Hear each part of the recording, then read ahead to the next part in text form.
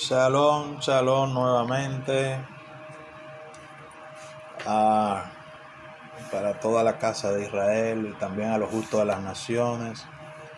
La parashá de esta semana en el Sefer Devarim, libro de Deuteronomio, es la parashá Va'idhaná. Les rogué o rogué es la afirmación de Moshe Rabenu, el líder natural de el pueblo que salió de Egipto y el pueblo naciente en el desierto. Hay que tener la conciencia de que Moshe y Yehoshua bregaron con dos tipos de pueblo: uno que estaba condicionado a la esclavitud en Egipto y que salió de la esclavitud por mano fuerte, y uno que nació en el desierto. Y desde ahí ya la Torá nos da a nosotros una perspectiva para la vida práctica. Nosotros tenemos que asumir la responsabilidad y el entendimiento de que una cosa es cuando nosotros fuimos sacados de la esclavitud del pecado, de la vida antigua que llevábamos, y otra cosa es el progreso que debemos de llevar en el estado de nuevo nacimiento, en nuestro caminar hacia las promesas del Eterno. Por ejemplo, el apóstol Pablo, Rav Shaul, le dice a las comunidades nacientes, a los no judíos en las comunidades de Asia, Efesios, Filipenses, etc., en cuanto a la pasada manera de vivir: despojaos del viejo hombre, que está viciado por los deseos engañosos, y renovaos el espíritu de vuestra mente con la de el nuevo hombre, creado según Dios en la justicia, verdad y santidad. Dándole a entender de que ahora, en el estado que se encontraban, en el estado de conciencia en el que estaban, era sumamente importante tener una conducta diferente, porque se entiende que hay un nuevo nacimiento, hay una nueva formación intelectual, hay una nueva formación moral, ética, que debe de romper los condicionamientos sociales a los que tú estabas habituados, intelectuales a los que tú estabas habituados y espirituales a los que tú estabas habituado, porque debe resultar el encuentro con el Mashiach, el encuentro con esa conciencia universal llamada Mashiach. Es el cambio, es la transformación, es la renovación. Y si no se renueva el entendimiento, entonces es imposible que se pueda adquirir un estatus genuino de libertad. Y Moshe le está haciendo a ellos alusión a un episodio específico en esta narrativa, y es en el momento en donde él se le anuncia que no podrá entrar a la tierra prometida, y él le hace un ruego al Eterno diciéndole que él anhelaba ver esa tierra que tenía grandes montañas, que tenía grande vegetación, que tenía grandes frutos, pero él dice, por causa de ustedes que se rebelaron, se amotinaron en esa situación en Meriba, el Eterno me dijo: basta ya, no rogues más, que ya eso está decidido. Así comienza la parashá de hoy. Y hay algo muy interesante en esta parashá, porque el valor numérico de la palabra Va'idhaná es 515. 515, cuando buscamos en la Torá otra palabra con ese mismo valor numérico, encontramos la palabra tefilá. La palabra tefilá, que normalmente traducimos como rezo, y la palabra rogar, que son dos cosas diferentes, tienen el mismo valor numérico, 515. En uno de los comentarios de El Ari, uno de los más grandes cabalistas que ha tenido nuestro pueblo Israel, el Arizal, de bendita memoria, enseña que el valor numérico 515 es el número de los años que dura el tránsito del ángel que viene a recibir la plegaria aquí abajo hasta que él llega a la presencia divina. Son 515 años que hay en ese tránsito, dice Larí. Y es la razón por la cual muchas peticiones, el 99% de las peticiones, no son respondidas inmediatamente. Incluso nos cuenta Larí en su comentario a esta parashá de que cuando las personas rezan y automáticamente su rezo le es contestado, significa que la respuesta a ese rezo no es en ese mismo momento que se ha dado, sino que en vidas pasadas la persona rezó en esa misma dirección y 515 años después ha venido la respuesta y ha coincidido en donde su estado de conciencia vuelve a hacer la plegaria.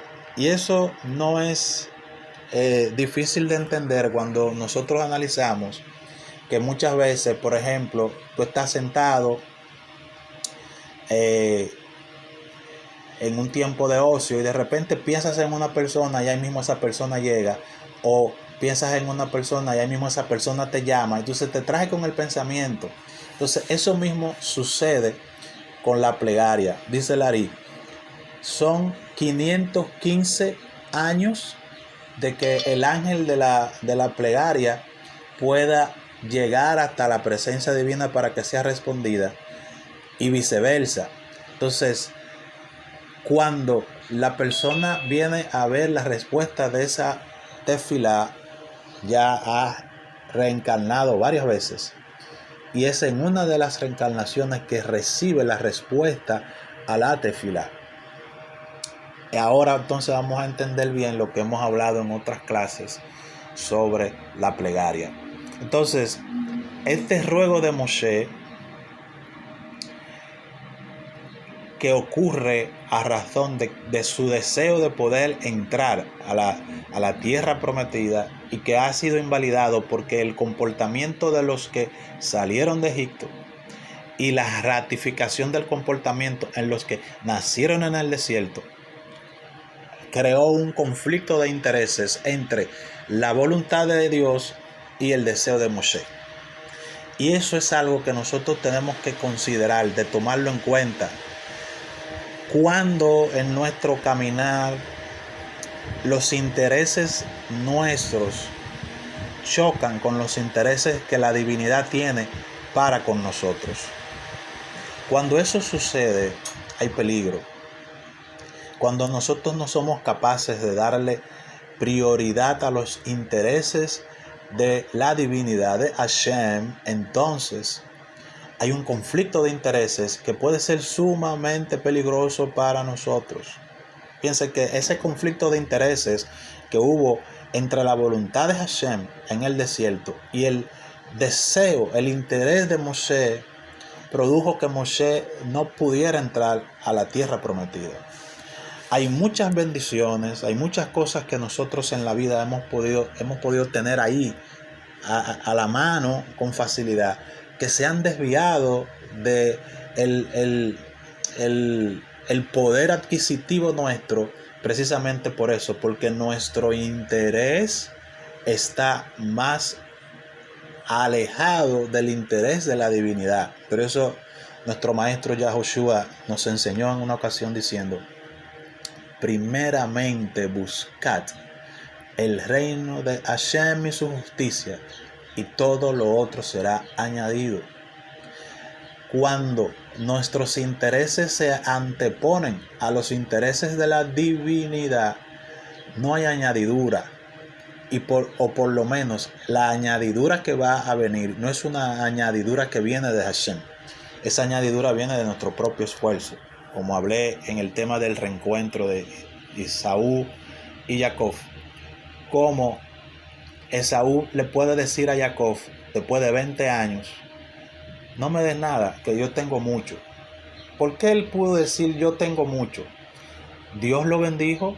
Si la bendición su papá se la dio a Jacob, ¿qué es lo que está sucediendo allí? Bueno, lo que está sucediendo es que en virtud de que Jacob se fue de la casa de su padre, todo lo que se produjo a partir de ahí, Esaú se quedó con ellos. Pero la bendición que verdaderamente él tenía que adquirir, él renegó de ella cuando se comió el plato de lentejas. Entonces, en pocas palabras, Jacob no lo engañó ni usurpó su lugar. Jacob tomó el derecho adquirido que Esaú le había cedido. Y cuando Jacob hizo eso, Jacob encontró la clave, la técnica de ser bendecido del cielo, de Shammai, para producir bendición material.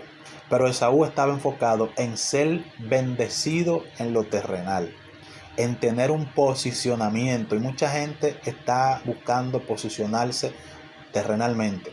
Mucha gente está buscando cómo encontrar, reproducir sus bienes terrenalmente. Y en su persecución y a veces en la obtención de ese objetivo, proclama que la divinidad lo ha bendecido. Pero como hemos aprendido en otro tiempo, la divinidad que le ha bendecido es su propio esfuerzo, su propio ego. Sin embargo, cuando nos involucramos en las prioridades del Eterno, en los objetivos del Eterno para nosotros, entonces la calidad de la bendición es incontable, es incalculable. Es por esa razón que Jacob puede decirle a su hermano: estos bienes Dios me lo dio y yo te lo doy a ti porque tú eres mi Señor. Jacob tenía una plenitud interior que no le permitía aferrarse a nada. Entonces, la Torá en esta parashá nos enseña que nuestra prioridad no puede ir en contra del designio de la divinidad para nosotros. Nuestra prioridad no tiene ningún valor delante del designio de la divinidad que la divinidad tiene para nosotros. Cuando eso sucede, cuando nuestra prioridad está por encima del designio que tiene la divinidad para nosotros, entonces se bloquea la oportunidad que tenemos de ver la grandeza de la divinidad y de ver cómo el sustento de la divinidad está con nosotros. Hasbe Shalom, Hasbe Jalila, que Dios no lo quiera, que Él no lo permita. Entonces, Moshe rogó, pero esa rogativa no fue respondida como él quería. Que hay otra enseñanza también para nosotros. No siempre Dios está obligado a responder nuestras plegarias. Hay gente que tú la ves orando y ellos ordenan, ellos reclaman como que tienen un derecho adquirido y como si la divinidad está obligada a responder porque tú le estás clamando. La divinidad nos va a responder siempre que nosotros tengamos en primer orden la exigencia de la divinidad. La exigencia de la divinidad. Fíjense que cuando uno analiza el contexto de Moshe y las rogativas de Moshe, porque hay varios momentos donde él hace rogativas. Las rogativas, con excepción a esta rogativa donde él está pidiendo por él mismo, siempre fueron a favor del pueblo. No lo mate, ¿qué va a decir la gente? No hagas eso, porque la gente va a decir que el Dios que lo sacó de Egipto lo sacó para matarlo en el desierto. No hagas eso. Y su rogativa era escuchada. ¿Tú ves? Cada vez que él iba donde el Paró y el Paró le decía: no, yo no lo voy a dejar ir, yo no conozco a tu pueblo, a tu Dios. Cuando él clamaba a Hashem, entonces Hashem enviaba la plaga. Cuando él cuando él clamaba para que se detuviera, la plaga se detenía. ¿Por qué? Porque en la prioridad del cielo es mejor que nosotros roguemos por otra persona que por nosotros mismos. La pedagogía del ruego por otros hace que nuestro ego se minimice, que nuestro ego se someta, que nuestro ego no se priorice ante cualquier otra cosa. Cuando el ego se prioriza ante cualquier otra cosa, entonces nosotros comenzamos a vernos como uno solo. Comenzamos a vernos como una unidad indiferente, una unidad indivisible, una unidad que no se compenetra con el otro. Y es todo lo contrario. Nosotros fuimos creados para socializar, para compenetrarnos. Por eso está escrito: no es bueno que el hombre esté solo. No es una buena idea que el hombre se aísle en su ego, porque si se aísla en su ego, entonces no tiene la capacidad de dar desinteresadamente y llevar felicidad y bendición a otros.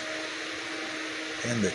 El ser humano debe abrir sus manos, como está escrito en el Sefer Kohelet de Salomón Hamelech: echa tu pan sobre las aguas y después de mucho tiempo lo vas a encontrar. Esa es la dinámica, esa es la pedagogía.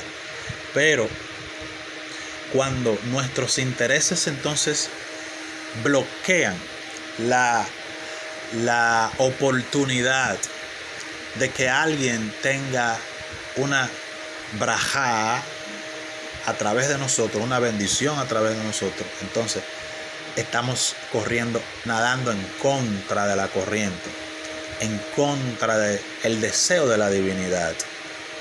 Y por ello, esta parashá incluye dentro de su narrativa uno de los textos más conocidos en el mundo religioso, que es el Kiryat Shema, el rezo de la Shema. Incluso en la sinagoga solamente hay 2 porciones que están consideradas como plegaria propiamente. Después todo lo otro son bendiciones, cánticos y salmos. Pero hay solamente 2 plegarias como tal en el servicio de la sinagoga, en el Siddur, que son la Amidá, que son las 18 bendiciones que se hacen de pie, prácticamente en silencio, y la Kiryat Shema, o sea, la porción de la Shema. Después todo el otro contenido que tiene el Siddur son bendiciones, exclamaciones, salmos, cánticos, profecía, lectura de profetas, etcétera, lectura de sacrificios, de los korbanot. Pero el rezo como tal, lo que es considerado rezo como tal en la liturgia de la sinagoga, es el Shema y la Amidá. Y el Shema dice algo muy interesante. El Shema dice: Ve'afta et Adonai Eloheja. Eso es lo primero, que debes amar a Hashem, tu Dios. Vechol levaveja, con todos tus corazones. Lechol levaveja, con todos tus corazones. No dice lev, corazón, dice levaveja, con todos tus corazones. Nuestros sabios explicaron por qué la Torá dice con todos tus corazones, como si tuviéramos más de un corazón. A lo que ellos respondieron, lo que significa que tú debes amar a Hashem con tu buena inclinación y con tu mala inclinación. Tú tienes que poner a tu mala inclinación al servicio de Hashem. Es lo que quiere decir Lechol levaveja. con todos tus corazones, servir a Hashem con la mala inclinación, con la Yetzer Hara, y servir a Hashem con la Yetzer Tov, con la buena inclinación.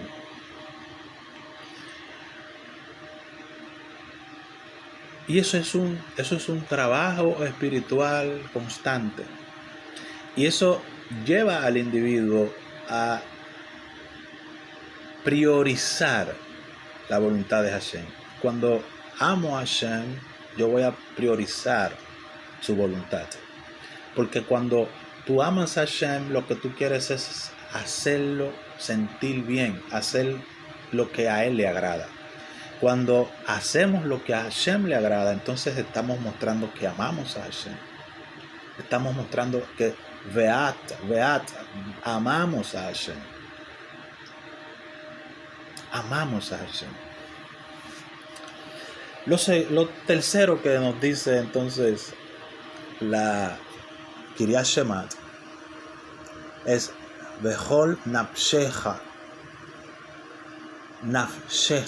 que se puede traducir con tu fuerza biológica y también se puede traducir con toda tu alma, el alma biológica, con tu nefesh. O sea, tu fuerza vital tiene que ponerla también en disposición de servir a la divinidad. Sacrificar esa fuerza vital que busca satisfacer sus pretensiones. Entonces, cuando yo la sacrifico, cuando esos deseos bajos, esas pasiones bajas, cuando ese descontrol, esa bula, esa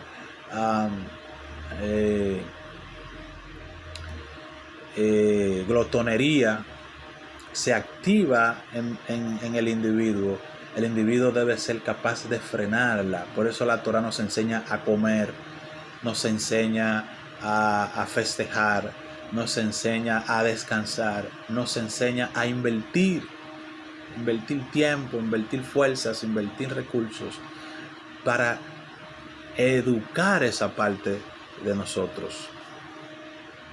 Y la otra parte de la Shema nos dice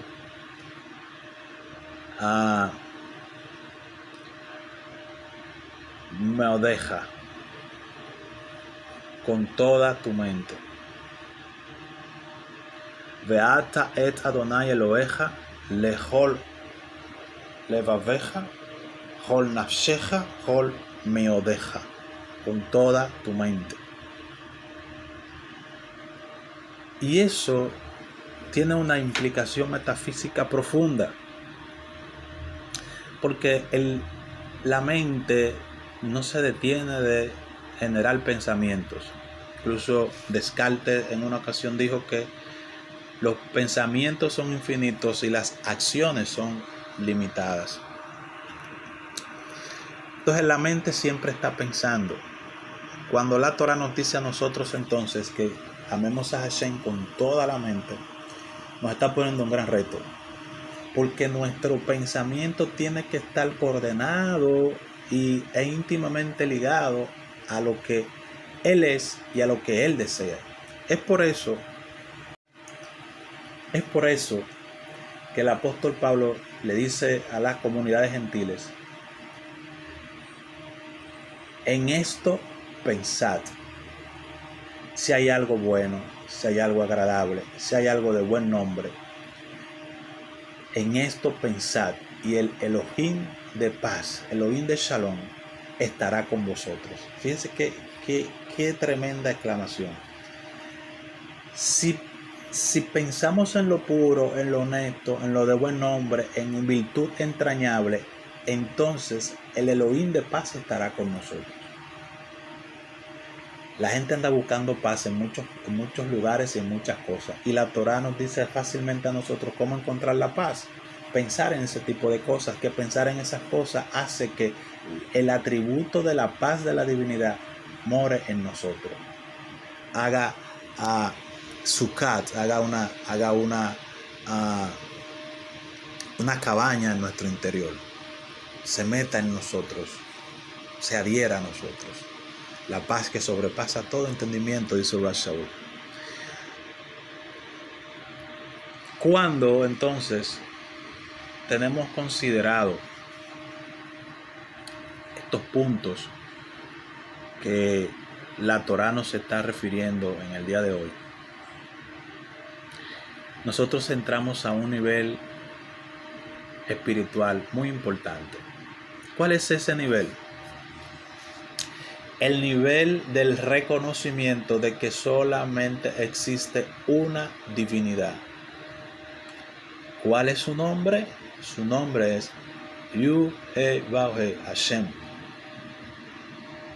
El Dios de Abraham, el Dios de Isaac y el Dios de Jacob, el Dios de Yeshua.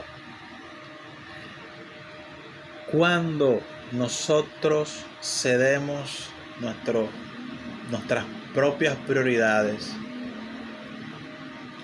nuestras propias intenciones, sometemos nuestra Yisehara, sometemos nuestras cualidades y las ponemos al servicio de la divinidad, estamos reconociendo que ni en lo alto ni en este plano hay alguien mayor que Él, ni hay algo mayor que Él. A veces decimos, no, yo sirvo a Dios, yo amo a Dios con todo el corazón, yo lo amo, Dios sabe que yo lo amo, Dios conoce mi corazón.